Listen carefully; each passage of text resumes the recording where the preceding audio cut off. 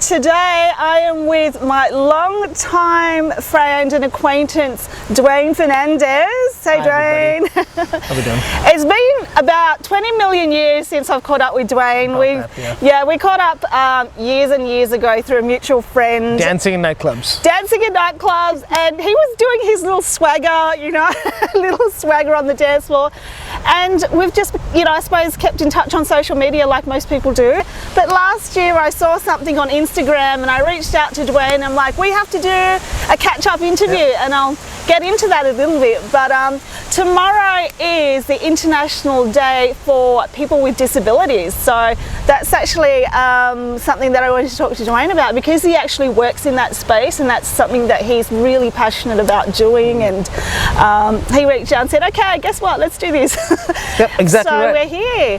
Dwayne. Thank you for having me on your show. Thank you for coming. Of course. So tomorrow is International Day for People with Disability, and that's a global thing organized by the UN as a day of acknowledgement of the 1 in 5 people in Australia that are people with disabilities, and across the world that is still a high percentage. In New South Wales, the state where we're in, that equals to 1.4 million people.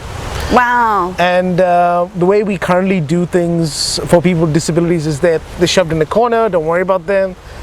But that can't always be the case, because we're coming into the stage where a lot of those baby boomers, they're about to age at a significant rate, and with age comes disability. Yeah. And it's about making sure that we're catering for their needs. Mm-hmm. And this is why disability becomes important, because in that space, they're the generation that can cause a lot of, they're the ones that'll complain. Especially in the sense that, why is transport not working? Why is this not working? Yeah. Well, you made it that way. So disability inclusion is a space where if you get it right, you're helping everybody.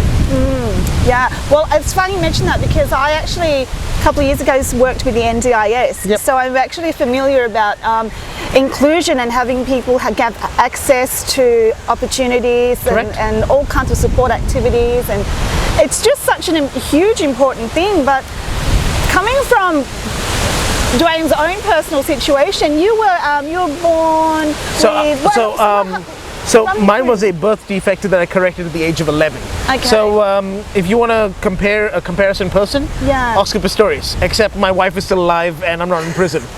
But effectively, yes, he got the option to. His parents chose to amputate his legs at age 1, which gave him that additional time. My parents and the doctors gave me an option to amputate at age 11. So I got to choose in that space, and I chose to amputate, and I've been an amputee for 22 now years. So, and you've not looked back since? No, it's upgrades. It's like, you know what, he's like this bionic Superman now, because literally this man has set world records. He's set the double amputee world record for retro running and climbing up like the tallest towers in the world, like the Empire State Building, Sydney Tower. Yes. Most people get up those towers, you know, using a lift. This gentleman decided to. Yeah, stairs. So stairs is something everybody hates. So when you do it, people start paying attention, especially if you say an amputee is going to do it. And so suddenly the media comes. So I use my disability to raise awareness. So I've been doing that amputee awareness for a few years. Mm-hmm. And in that space, what I've been doing is, hey, pay attention to us. We're part of your society. We want to engage and we want to be part of it. And it became a case of, okay, not only about amputees, let's expand this out to disability inclusion in general. Yeah. And so where I work, we're now working on a way of doing disability inclusion action plans, which is the state government. Okay. And in that space is about how do we engage with people with disabilities to better serve them as customers. And so it's thinking about it in 3 different ways. Disability inclusion in the way of inclusive infrastructure building. Okay. So when you build something, get all the inclusion activities in immediately, and right now, it won't cost you an arm and a leg. Yeah. As a service delivery, so therefore when you're delivering a service, you make the main way the accessible way. So therefore it's not a way, people don't feel excluded when they're dealing with trying to get their license or things of that nature. Yeah. And finally, as an employer, it's actually the most important one, Because if you're hiring people with disabilities, you kind of know how to serve them as customers. Yeah. And this is a lesson that your viewers can actually take away, because if they hire people and they consider how to serve the customer base, they actually get a product that is far better. Yeah. A little bit of research that was done quite recently was, do you have an electric toothbrush? I have used one. Yeah. So the electric toothbrush, and I have one too, was actually made for not for everybody else. It's made for palliative care. Oh, Now you think about the spread of that product. right, yeah. For the market of that, it is significantly wider than people who are bedridden. So if you're catering for people with disabilities, you're going to get a product that's 4 to 5 times better than what you're aiming for initially. That's a good way to think about it. I mean, that exclusion then is expansive and all-encompassing, isn't it? So that's oh my God, because for people that don't have it, it's something that they haven't had to get used to, be accustomed to even think about. But when you're in that space, it becomes so incredibly important, and Absolutely right. It's huge. The same way that a ramp helps a person in a wheelchair, it helps a mother pushing a pram. And in that part, you realize the value add to the society. And when you think about us in that way, you actually get better outcomes. But that's the workspace, and that's what we've been doing. But tell me a little bit more about your own drive. What sort of made you decide that I'm just going to run up this state? Oh, the Empire State. Okay, so I was working in the MLC building in Sydney, and that just overlooks the Sydney Tower. And someone said, "Hey, we're going to run up that building." And I was like, "Okay, do you want to come join us?" And I consider it, and I gave the guys a call. Hey guys, have you ever had anyone with false legs run up a tower? And they said, hold on, let me just call you back, and we'll try to figure that out.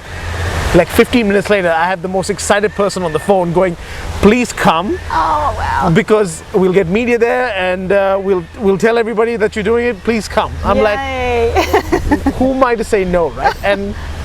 But then you realize when you say yes, you have to climb 1,504 stairs to get up to the top.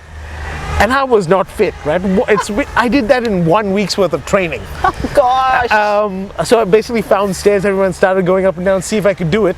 Wow. And I did. I just set a time, and like once you get past the halfway point, which is the point of no return, because yeah, you're halfway, you might as well go all the way, because what's the point in going back? It's the same distance. Correct, except for the pain, because you're going across gravity. Ouch. But once you're at the top, it's done. And I can point to that tower almost from any part of Sydney and go, I've done that building. Yeah. Which you don't get with a marathon. Now, marathon runners, they say I've done the marathon. People can't imagine that. But if you're standing at the base of Centrepoint Tower and looking up, I've done that. And when you do the same for the Empire State and all the other ones that go with it, you get that driving inclusion in global countries. Did you get like vertigo when you got up to the top? Oh no! I love heights. Oh my gosh! Heights and travel. Heights. That's me. Look, I'm petrified of heights, but I'm game. Like I will go up there. I climbed Mount Fuji. Yep. But like that was. Yep. I would never do it again. If you've done Mount Fuji, everything else is easy. I try and tell myself that. Yeah. But tell me about retro running. Like. Okay. So it's backwards running. It is backwards running. Is it easier or harder than forwards running? Well, it's the reason I did it is it's much harder than forwards running, because you can see where you're going. Exactly. Obviously. Oh, yeah. And it became a case of why am I doing retro running, right? So one of the tower climbers was also a retro runner, and I got a bit of understanding of that sport and this guy whose muscles are built to climb up towers at high speed was developed because he was also training his muscles to run backwards. And it's a whole different set of motion. It's actually better on your knees and everything else, because it's a lower impact exercise. The reason I did it is not because of all that other stuff. It's because no one else had done it before. Okay. Yeah. With technology in legs, in that space, is that if for you to progress something, you have to do something that's never been done. So I love it. Took a pair of running legs to run backwards, and it was horrible. Oh. It was a beautifully curved running leg. These things are precision equipment when you run forward. Oh, But without an ankle, right. without an ankle, the running blades end up being an absolute hindrance when you lose momentum, and you do lose momentum at a 200 meter race. And but I didn't fall down. That's the important part. I set a record of at the 200 at like a minute 30 or something like that, which is an insanely long amount of time to run 200 meters. So that's phenomenal. And I tell people go break it. Yeah. I then swapped across to these feet, these Ossa Veriflex XC feet with a heel. Yeah. And did the 100 meters, and I did that in 29 seconds. Oh. Now, all my times are beatable. Yeah. For amputees. Okay. I tell them to go chase. Yeah, yeah. I like doing things that other people can go chase and beat me. Awesome. Why? Because I want them out there doing things. It's like engaging the community, come out and play. That's great. And it's and the fact that you were looking for something that hadn't been done before, and to set that, you know, walk where no one's actually walked before. It's true. Paving your own way. That's just fantastic. But let's see okay, so you've done the towers, you've done the retro running. Was there somewhere that I read that you wanted to jump off a cliff? Oh, yeah. So I do all the extreme stuff, right? So extreme sports? Yeah. But like, because I'm a bucket list kind of ticker person, I right? get you. So I've done the jumping off a bridge in New Zealand. I've done the bungee jumping into water, but I didn't actually like let's do this, let's get in there. I didn't reach the water. I was like, okay, cool. I've done the skydiving, and I did that just before I did my university exams. Yeah. Because why? If something goes wrong, I don't need to do my university exams. But that's kind of like how you offset some of these things, right? But in that space, it's all about, okay, cool, I've done this, I understand this, so therefore it's a new experience. And that new experience is what drives me more than anything else. Yeah. As I'm a business analyst. Yeah. And now I'm a project officer, disability lead in that workplace that I'm in. So it's about giving people that are like me the opportunity to climb and drive when they get a chance. And not only has he been inspiring those around him, friends, family, the wider community now, he even inspired someone that I would say is pretty much at the pinnacle of inspiring in general in the world.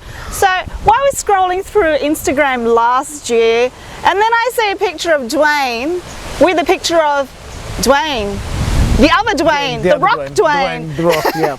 So apparently they met, and Dwayne the Rock Johnson was inspired by Dwayne, my friend Fernandes. So we're just going to hear about how did that all come about? How did that come about? Skyscraper, right? Yes. Have you seen it? I haven't seen it yet. But you had to, right? Well, no.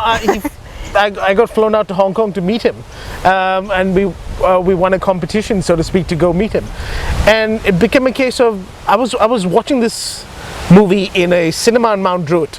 I was watching another Marvel movie because those are 1,000 of them out there, and a trailer pops up, and it's Dwayne Johnson being an amputee, and I see all these towers in this thing, and there's another one that's much taller. I'm like, hold up, did Dwayne steal my life and make a movie about it? And add some guns. I'm like, wait, what's going on? Nah, come on, Dwayne, too much. And I'm like, so, okay, how do I tell him if he's going to steal my life, he needs to come help my community? So we shot a video. I used an iPhone, where I wrote up a script, and we shot it in a parking lot in Brisbane. And it was just me making fun of his trailer, calling him out on the fact that he stole my life and making a movie of it. Brilliant. And then I sat on it and did nothing with it for like a minute, and then suddenly a competition arrived saying, meet Dwayne Johnson in Hong Kong. Oh wow. You know what luck, the definition of luck is, right? When opportunity meets being prepared? Yes, I know it very well, yes. Serendipity. Pay attention, people. So it's all that getting that right mindset to. I was just going to give him a hard time, and that hard time ended up being, and I did that. I met him in person, going, "Hey, man, you stole my life." And we had a good like chat in the cinema where we talked to each other. Wow. The hardest part was that he has a crew of people, right? And he's got. Dwayne Johnson is like a big guy, but he has like bodyguards and everything else. And they told me that I took a leg with me. I took a leg to sign. Yeah. And minutes before meeting him, they said, we can't get you to sign this leg because, because it's only movie stuff that they'll sign. And by then I was like, oh, okay, fine, whatever. I bought it all the way. Had a good chat with him. But then my wife said, just try to get him to sign it. Yeah. And as we left this cinema, this quiet cinema with just these preferred guests, he's standing in this hallway where all these people are watching him. And I walk up with the leg and say, do you mind signing my leg? So for one moment, I put The Rock in a hard place. I'm sure it was not. I'm sure he didn't have to think twice. No. You have you seen his movies? Have you seen the way he acts? He had that. But he has the face. He had the stare, right? He That does stare. the stare. And I was like, he walked up, and suddenly this bodyguard walks right next to him, and he's like, and the bodyguard leans over, and then pulls out a pen. And I was like, oh, goddamn. So much drama. He's actually such a funny guy in real life, isn't he? He's a good guy. He's so funny too. Very genuine, easy to talk to. We had a nice chat about just New Zealand, of all places. That's right, because but you know what I'm going to read? I actually took a screenshot of Dwayne's Instagram story where he posts double Dwayne. I mean, what can I say? I'm not going to read the whole thing. I'm going to read the bit where he goes on about he met Dwayne. But the bit that he wrote was, a real honour meeting this man, and certainly an honour to portray an amputee in my film. Because if you didn't know, Dwayne The Rock portrayed an amputee in the movie Skyscraper. And okay, so just to let you guys know, playing the character gave me a very, very small glimpse into the daily struggles, heartbreak, and above else, the courage that these men, women and kids go through on a daily basis. Thank you, brother, for inspiring all of us, and glad you loved the movie. Now this is the one that I loved the most. He wrote, P.S. You're the much cooler and way more badass Dwayne. It's just like you guys have to have the same name, right? Yeah. And the kicker of that was, I was not expecting that. I was back at work on a Tuesday, just going through my thing. I'm like, yeah, I just met The Rock last weekend. And suddenly he's blowing me up on his Insta, and I'm like, oh crud, The Rock is blowing me up. I'm like, this is cool. This is very cool. Yeah, I mean, that's got to be a once in a lifetime event. It's a thing. It's a thing. But also, that has led you to now be a spokesperson, and now you've been invited to speak at events, and you're a real sort of catalyst now for kids, everyone. I wouldn't blame it all on The Rock. No, it's not on The Rock though. But effectively, it did trigger the fact I did learn something about that space, right? So, my words have power. Yes. And most people forget that. Most people forget that their words have power. And what they do has power. And the only problem that people don't realize is they don't get evidence of the tiny things that they can do to get to the outcome that they want. I literally just wanted to meet The Rock and give him a hard time about, and that happened. I went through a universal goddess there, and and the thing about getting The Rock to sign a leg that he was told not to means that I am able to even influence even in difficult situations. Most people don't get that confirmation, which means that dealing with the rest of society now is actually easy. Yeah. Because I can go, well, I did this with an iPhone and a script. Yeah. Everything else is easier. Yeah. You're a politician, I can deal with you. You're a media person, I can deal with you. You are giving me a hard time on policy, I can deal with you because I made that happen. It's fantastic. I mean, you can totally take one situation, one event like that, and you can just apply it all across the board for so many things. And then like the little dramas that us, you know, advanced world nations, that we think we have all these, and we do have a lot of things going on in the world, but things that we can affect in our day-to-day reality can be so, when you put the right lens and the right mindset and the right thinking. And my friend Dwayne, like, you know, he's living proof of that. I swear to God, it's easy. amazing. And then I'm taking that and applied that to my work life, and I'm taking that and applied that to starting a business as well. So okay, so tell me about how you got into the stage of actually helping people and assisting others. Okay. So I've reached a stage where I was financially happy, and most people, when they get to a stage when they're financially happy, they either chase the money some more, or they realize maybe there's something more that they need to focus on. And for me, once I reached a certain dollar figure, I'm like, okay, I want my time back. Yeah. And it became a case of, okay, I'm actually quite happy. How can I get other people to this level of satisfied? So I started with the thing 3 years back, and I said, how can I help people? I said, I'll help 5 people. Now I defined help as not giving someone money and then they go and they do something with it. That's not help. That's a transaction. So that eliminated me giving money to people who are homeless and things like that. But it had to be, help had to be, if I've done something, you are now better off. Yeah. I started off with the target of 5. I barely got to 3. I barely helped 3 people. But the fact that if you could help 1 is huge enough. And that was a goal I set 3 years back. Yeah. Then became a case of, okay, let me help 100. So how can I help 100 people? Do I dedicate my time? No, it's about changing and influencing policy then. Yeah. So suddenly we gave this feedback about disability inclusion in the workspace. Okay. I said, hey, let's hire a percentage of people. And that got accepted in this big external minister approved document. It also then got expanded. So suddenly became a case of, hold on, I gave some feedback. Yeah. That feedback is accepted. It's now a minister published document. That is and therefore phenomenal. They have to drive that. Yay. So that has changed my direction going, if this is fulfilled, that is 1,590 people helped. Yeah, absolutely. That's huge. What happened though is that it wasn't getting fulfilled. Because organizations such as government are quite large and complex and there's full of chaos. Yes. So I started driving that. So suddenly I've gone from this guy from motorways with a chance to actually drive change. So it was me actually trying to get this thing across the line. And in that space, we have progressed disability inclusion in the public sector significantly. And what I found is that was better career progression for me personally, because I stopped thinking about myself. Yeah, and then you thought of the wider, greater, how you could scale. And so you end up building these new skills that you don't have because you want to help people. And so you end up pivoting who you are. Yeah. And suddenly realize you can affect change on a much greater scale. So that's why that Rock Johnson story is one aspect of, cool, I can do that, so therefore I can now scale and multiply. Yeah. So that's where that space comes up, about helping people. Yeah. And hopefully by July next year, I'll actually get to hit my target. Oh, I'm sure you will surpass it.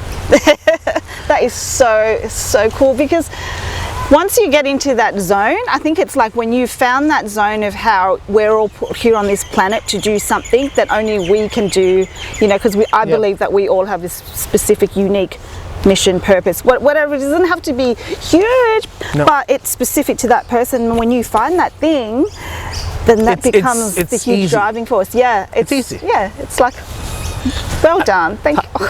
No drama. It's totally such an inspiration. Like, really, I would be sitting there going, wow, if I thought my life was shit at certain points in life, and then I'll just look over and I'll be like, okay, all right. It just puts things in perspective when you see other people's lives and you live vicariously through that. You've kind of got to look at yourself and go, okay, I'm just going to isolate that and then go. Don't get me wrong, I have bad days and everything else, but when you're focusing on that greater purpose, bad days aren't bad. Yeah. It's a case they're of like little hurdles. They're tiny. They're like, this is just an annoyance. This is just paperwork. Let's get it done. Let's move to the next thing. Yeah. And people get a better response to you. They want you to achieve your goal because they can see a greater purpose. So you get people surrounding you that want to help. Well, because when you're exuding that infectious energy and it's contagious and it's authentic and genuine, people they definitely want to be right alongside you and like cheering you on, because it's for the greater good. And I was just watching a couple of his videos on the website, and like people at his workplace, like I think your boss was being interviewed on, total inspiration. Like, really, you rock. No, not the rock. Not the rock. He rocks. Okay. The pebble. Okay, cool. I'm going to slice that in. Yeah. That was just amazing that you two got to meet, and that you both have the same first. Yeah. Well, it's. And it was like, hang on. Wait, the movie, and you'd climb the towers, and he was being an analyst as well. I'm like, hold on. No way, was he really? I'm like, come on, this is way too many things that are coincidental. Yeah. And so Universal thought that too, right? So like, hold on, what? Yeah. Analyst, tower climber, Dwayne. There's too many things. And the prosthetic that he's wearing in the movie is the same company. So they were like, all right. I haven't seen the movie, but did he really did he talk to you about how he found it? Like, did he Yeah. So the prosthetic that he had to use, because with the legs, you can actually try on the prosthetic. So there's some cool tech out there that you can actually use the prosthetic to feel the way a foot walks. So these legs are pretty excellent because they actually give you that right angular momentum and some little bit left and right pivots. Yeah. Okay. Some of the other legs are just clunky. Okay. The tech I'm on is like sweet. It's like is it like AI high tech? Oh, it's carbon. It's carbon. It's carbon bending and carbon energy return. So in this space, what I'm using is excellent technology. Have you had any challenges? Oh, there'll be heaps of challenges. That's for sure. In general, in life, we all do. Yeah. But okay. So specifically in this area. Well, so I'm pivoting what I know. Good. And what I know is, so what we've not talked about so far is the fact that I like to play Dungeons and Dragons. Okay. I'm a nerd. I sit down at the table with a bunch of friends. We roll dice and we role play. Awesome. I've been doing that for 5 years. Okay. And that was something that we did to pass our time on every second Wednesday. But that is a game that can be applied to help people bond and build social situations. How that applies in the world of disability is that people with autism need a skill set and a way of tools to interact with society. This gives them that by role-playing and making it a game. So we've started a company, a couple of mates of mine, a couple of dads, and one of them has got ADHD and another one's just a guy I play with in the IT space.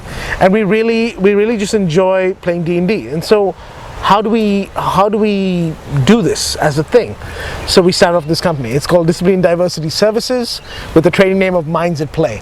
And in that space, what we do is we help people learn the skills of how to socialize and how to interact by rolling dice and taking them on an adventure over 5 weeks. Oh, how awesome is that? So that's like one of those adventure, what are they called? Like, so it's a role-playing game. Yeah, it's role-playing. So it's getting people away from their computer. Yeah. You drop, and this is where you drop your phone and all you have is a pen and a piece of paper, and you have to interact. You have to talk. So cool. And that's that space that allows me to give back. And that is awesome. Yeah. So and so you've got a website for that, yeah? Yep. So I'll send you the links. I'm going to put the links at the bottom of the video, so check that out. And I'm also going to splice that part of a couple of shots of Dwayne and and his website as well. So check that out. Yeah. So what is there? Is there other specific stuff happening tomorrow for the international? Okay. So what's happening globally is that everyone is celebrating this day, and lots of companies have been asked to do morning teas and things of that nature. Cool. Yeah. My workplace has organized about 6 different events in regional as well as main area. Yeah. We're hosting an event on training people about how to engage with people with disability, in the sense as a customer as well as an employer, as generally as a person. Yeah, and just as a like. That's a human. Exactly. I mean, you'd be surprised though how people come across, like sometimes people don't always know how to respond, because sometimes you want to help that person but the person's like, no, I'm fine, or the person's like, no, actually I do need help. And it's correct. And in that space it's exactly like any other person. You may want help, you may not need help. It's also depends around the maturity of your disability. And in that space it's first the person with the disability understanding themselves, and then seeing what they can give. Because our community needs to interact in society. For society to get better, we need to be part of it. Absolutely. And it's when people think of diversity, they usually think about LGBTQI, cultural linguistics, it's much wider than gender and all that other stuff, but they always forget disability. And because, in my personal opinion, this is because people have fought wars, right? When people fight wars, what happens is that a war is in the back of their mind between this culture and that culture, and this religion and that religion, but you never hear of a war of the abled and the disabled.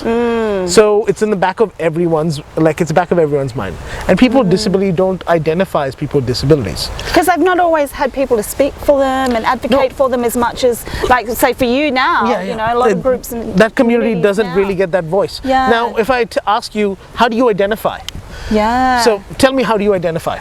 Well, so now we're going down a slippery slope, let's go. I don't like identifications. Like, I'm one of these don't label me type person. Correct. People want to say, are you left wing or right wing? I'm like, so no. You went political. Okay, what's next? I'm apolitical. Tell you what, I'm pretty much divergent, all inclusive. So I'm one of these anything and everything and nothing type people. So when we ask the people who aren't in your category. Yeah, I'm very sweet. Yes. I mean, a category. I'm the weird category. Yeah. But when we ask generally people, they go, okay, I'm male. Yeah, I am a person who goes to church, so they mention religion. Yeah. And they mention a whole bunch of other factors. Yeah. And the last thing in their mind is their ability to do a job. Yeah. People with disabilities are exactly the same that way. In the sense that we rather talk to you. So if I'm going to tell you who I am, I'm a culturally linguistic, diverse male that lived in Australia, New Zealand, and has traveled the world. Yeah. All of that, I've not mentioned disability yet. No, and there's in some certain regards there's no need to. Correct. And in others maybe there is an advantage to.